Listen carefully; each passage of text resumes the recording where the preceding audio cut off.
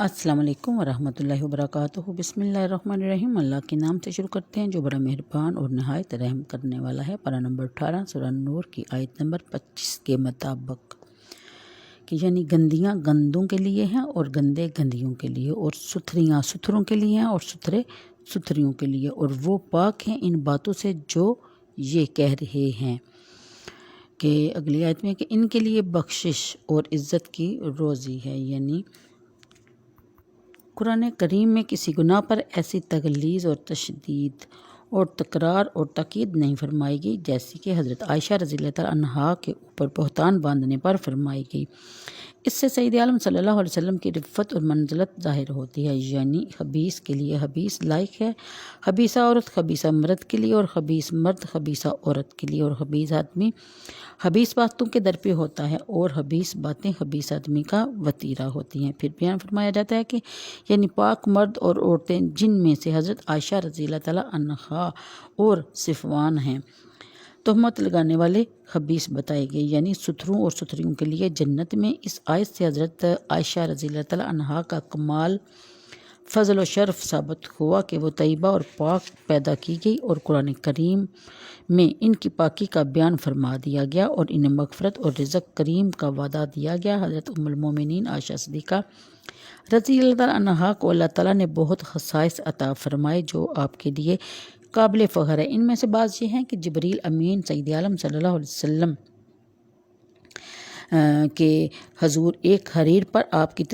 تصویر لائے اور عرض کیا کہ یہ آپ کی زوجہ ہیں، اور یہ کہ نبی کریم صلی اللہ علیہ وسلم نے آپ کے سوا کسی کنواری باکرہ سے نکاح نہ فرمایا، اور یہ کہ رسول کریم صلی اللہ علیہ وسلم کی وفات آپ کی گود میں ہوئی اور آپ کی نوبت کے دن ہوئی، اور آپ ہی کا حجرہ شریف سید عالم صلی اللہ علیہ وسلم کی آرامگاہ اور آپ کا روضہ طاہرہ ہوا، اور یہ کہ بعض اوقات ایسی حالت میں حضور صلی اللہ علیہ وسلم پر وہی نازل فرمائی گئی کہ حضرت صدیقہ عائشہ آپ کے ساتھ آپ کے لغاف میں ہوتی، اور یہ کہ آپ حضرت صدیق اکبر رضی اللہ تعالیٰ عنہ خلیفہ رسول صلی اللہ علیہ وسلم کی دختر ہیں، اور یہ کہ آپ پاک پیدا کی گئی اور آپ سے مغفرت رزق کریم کا وعدہ فرمایا گیا۔ اگلی آیت کے مطابق مسئلہ اس آیت سے ثابت ہوا کہ غیر کے گھر میں بے اجازت داخل نہ ہوں، اور اجازت لینے کا طریقہ یہ بھی ہے کہ بلند آواز سے سبحان اللہ یا الحمدللہ یا اللہ اکبر کہے، یا کھنکھارے جس سے مکان والوں کو معلوم ہو کہ کوئی آنا چاہتا ہے، یا یہ کہے کہ مجھے اندر آنے کی اجازت ہے۔ غیر کے گھر سے وہ گھر مراد ہے جس میں غیر سکونت رکھتا ہوا اس کا مالک ہو یا نہ ہو۔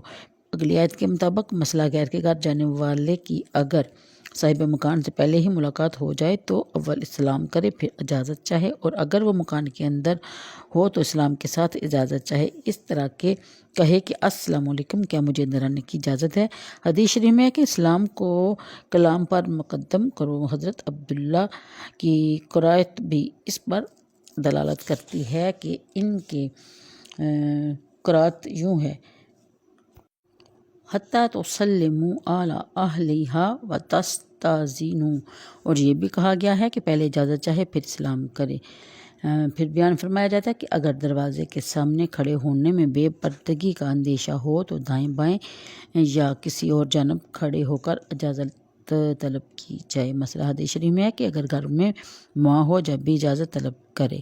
پھر بیان فرمایا جاتا ہے کہ یعنی مکان میں اجازت دینے والا موجود نہ ہو تو ان کے برتنے کا تمہیں اختیار ہے، اور اللہ جانتا ہے جو تم ظاہر کرتے ہو اور جو تم چھپاتے ہو۔ مسلمان مردوں کو حکم دو کہ اپنی نگاہیں نیچی رکھیں، اپنی شرمگاہوں کی حفاظت کریں، اور یہ ان کے لیے بہت ستھرا عمل ہے، بے شک اللہ کو ان کے کاموں کی خبر ہے۔ اور پھر بیان فرمایا گیا اور مسلمان عورتوں کو حکم دو کہ اپنی نگاہیں کچھ نیچی رکھیں اور اپنی پارسائی کی حفاظت کریں اور اپنا بناؤ سنگار نہ دکھائیں۔